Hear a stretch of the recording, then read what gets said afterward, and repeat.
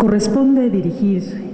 el mensaje representativo de la fraternidad institutense al doctor Tomás Azuara Salas. Tengo conocimiento de que alrededor de 1930 se gestó el primer movimiento estudiantil orientado a solicitar la autonomía del instituto. En referencia a esta gesta solo puedo permitirme mencionarla, puesto que fue un hecho previo al arribo de mi familia a esta entidad, que si bien no fue en la que nací, fue en la que me crié. A fines del año de 1939, cuando Juan Azuara cursaba el primer año de preparatoria y Enrique el segundo de secundaria, participan en unión de un grupo de aproximadamente un centenar de alumnos en otro movimiento para solicitar de nueva cuenta que se le otorgue al instituto la calidad de autónomo. Esta solicitud fue denegada por el gobierno que en ese tiempo dirigía el señor Wenceslao Labra. Tal negativa provoca que el estudiantado se declare en huelga, la cual se prolongó hasta el mes de mayo de 1940 y provocó, como suele suceder, que en su transcurso se presentaran múltiples escaramuzas con un grupúsculo minoritario de disidentes que se oponían determinantemente al otorgamiento de la autonomía o que simplemente eran comparsas del gobierno establecido. Esta huelga concluyó cuando el mes de mayo de 1940 uno de los profesores que fue nombrado interino del instituto, director interino del instituto, tuvo a bien ejecutar el más atrabiliario e impúdico acto de enviar a casi todos los alumnos huelguistas un acta de expulsión para ser entregada precisamente el día 10 de mayo al mediodía, con el objeto de que todas las familias se enteraran de su abyecta acción. A esta actitud tuvo de inmediato una brillantísima y altruista reacción por parte del eminente doctor Gustavo Vaz, quien fungía como rector de la Universidad Autónoma de México, y en el término de 15 días acogió en el seno del alma mater a todos los expulsados en sus aulas, respetándoles sus grados sin siquiera solicitar ninguna constancia. Él sabía que ese grupo era un grupo de gente de bien, que nunca defraudó este acto de solidaridad, y esto lo atestigua el hecho de que en un porcentaje muy elevado del grupo se graduó profesionalmente en la UNAM y brillaron importantemente en el ámbito de sus responsabilidades y en el ejercicio de sus profesiones. Para mencionar a algunos de los actuantes en estos eventos, puedo recordar nombres como Sergio Barrera, Alberto Sánchez Enkel, Ernesto y Aurelio Lascuaga, Pedro Mejía Campos, Andrés García Lechuga, Juan y Enrique Azuara, Maximino Camporredondo, Francisco Lechuga, Luis y Enrique Soria, los hermanos Barquín, todos ellos profesionistas de elevadísima calificación. Se me quedan muchos en el tintero a quienes no puedo recordar, tomando en cuenta que en ese entonces yo solo contaba con tan solo 10 años de edad. Pero el grupo disidente, no satisfecho con las acciones emprendidas contra los alumnos que luchaban legítimamente por la autonomía, toman venganza vil y abyecta en contra de mi señor padre, el licenciado Juan Enrique Azuara García, enviando a la Suprema Corte una petición de destitución de su puesto, aduciendo venalidad y parcialidad en sus determinaciones como juez de distrito en el Estado de México, a lo cual la Suprema Corte de Justicia emitió laudo absolutorio, lo que no solamente dio un mentiz a semejante tropelía, sino que de inmediato lo nombró como el primer juez de distrito inamovible en la República Mexicana. A fines de 1943 se gesta un nuevo intento para lograr la anhelada autonomía del instituto, y la respuesta gubernamental define diluir la huelga recién iniciada, eliminando del instituto a parte del alumnado, mandándolo a destierro. A los alumnos que pertenecían a la carrera de Contaduría y de Ingeniería Municipal, a quienes les otorga como nuevo domicilio la Escuela de Artes y Oficios. A los alumnos de los 3 años de secundaria les concede el ultrajante honor de ser fundadores de la secundaria número 1, la cual inicia sus labores escolares en marzo de 1944 y sigue hasta la fecha funcionando a un costado del Templo del Carmen. Se quedan en el seno del instituto solamente la preparatoria y la Escuela de Leyes, contando en total un alumnado de menos de 100 alumnos, de 100 estudiantes. Como dato curioso, entonces, que acontece que a fines de 1943 o principios de 44, el mismo gobernador, licenciado Isidro Fabela, que se había negado a conceder la autonomía al instituto,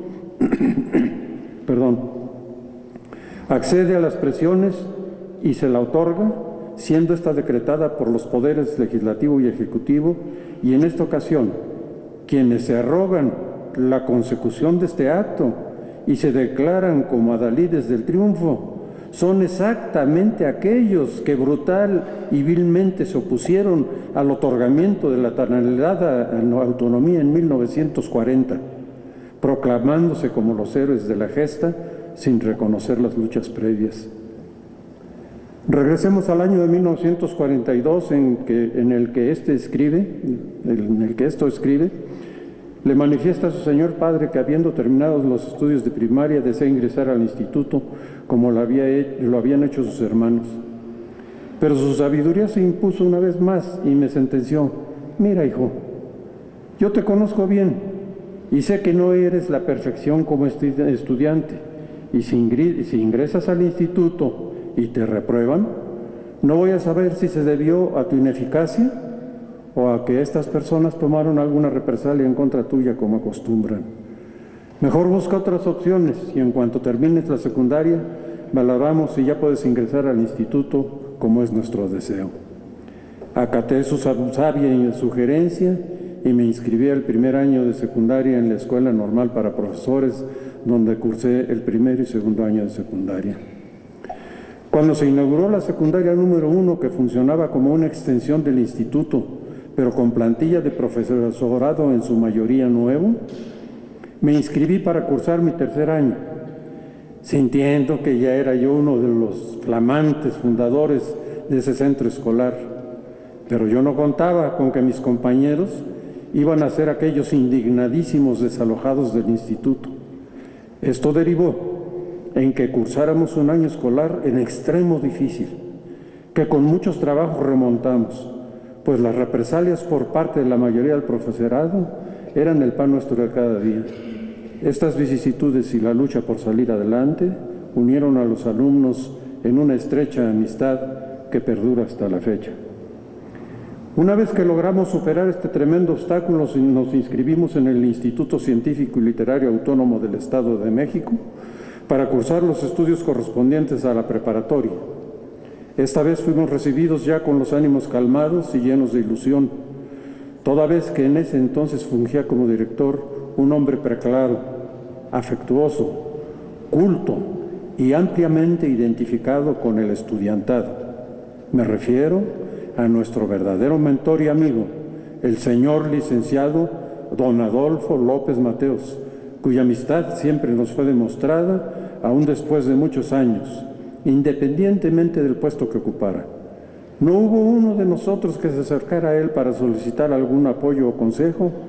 que saliera defraudado de sus oficinas. Siempre veló, como a mí me consta, por la seguridad de la mejoría profesional y laboral de todos los que fuimos privilegiados con su amistad. Cursamos felizmente los 2 memorables años de preparatoria en un ambiente de gran camaradería y guiados por una plantilla de verdaderos maestros. ¿Quiénes no recuerdan con afecto al licenciado Carlos Abeles Belitos, al licenciado Marcelino Suárez Chelino, al maestro Juan Rosas Talavera, al Messier Pérez, al compa González, a las queridísimas Rositas Sánchez y Casanova, al licenciado Josafat Pichardo, a don Guillermo Ortega La Borrega, al profesor Luis Gutiérrez La Gringa, al profesor Aguilar El Torito, al profesor de dibujo Rojitas, el Copitas, a quien las líneas rectas se le convertían en curvas descendentes debidos a los efluvios etílicos de la noche anterior. Y al Pocaluz, aquel diligente conserje que nos alcahueteaba en todo lo que le pedíamos. En fin, constituimos un grupo del que dicen que en alguna ocasión la maestra Rosita Sánchez se expresó diciendo que la nuestra había sido una de las mejores generaciones que había pasado por sus manos. Pasan los años y en 1956, por acuerdo del señor gobernador ingeniero Salvador Sánchez Colín, el Instituto Científico y Literario Autónomo del Estado de México tiene un parto y da a luz a la actual Universidad Autónoma de México, del Estado de México, constituyéndose aquel en el alma mater de la ahora universidad, la cual se apoya en eminentes alumnos del instituto para dirigirla, entre los cuales se pueden mencionar al doctor Mario C. Olivera, a Jorge Hernández, a Guillermo Ortiz, a Jesús Barrera, quienes fungieron como rectores de esta ilustre casa, donde se ha privilegiado por sobre todas las cosas la difusión de la educación fundamentada en la libertad. Libertad para pensar, libertad para discernir, dialogar, respetar, idear, establecer y dirimir diferendos, investigar y muchos otros principios y valores éticos y técnicos que se apegan a la norma kantiana que dice: obra de modo tal que la máxima de tu conducta pueda ser norma del comportamiento universal. Solo atendiendo a la difusión que no de la escolaridad, como señalan algunas autoridades, sino al reforzamiento continuo de la educación, compromiso toral de esta benemérita Casa de Estudios, será como lograremos que se resuelvan los profundos problemas en que actualmente está inmersa nuestra nación. Analicen ustedes cualquier problema que estamos refiriendo ha sufrido la humanidad, y les garantizo que al final de este análisis encontraremos que en su origen siempre subyacen acciones deficitarias en el ámbito de la educación. Solo con educación de excelencia podrán subsistir los pueblos. La riqueza otorgada por el conocimiento universal es la base de la plena felicidad y del éxito al que tenemos no solo el derecho, sino la obligación de llevar a nuestra población estudiantil. Para concluir, deseo convocar a la sentencia del Chilam Balam de Chumayel, que nos revela: toda luna, todo día, todo viento camina y pasa también. También toda sangre llega al lugar de su quietud, como llega a su poder y a su trono. Musitaremos el origen, musitaremos solamente la historia, el relato. Nosotros no hacemos más que regresar. Hemos cumplido nuestra tarea.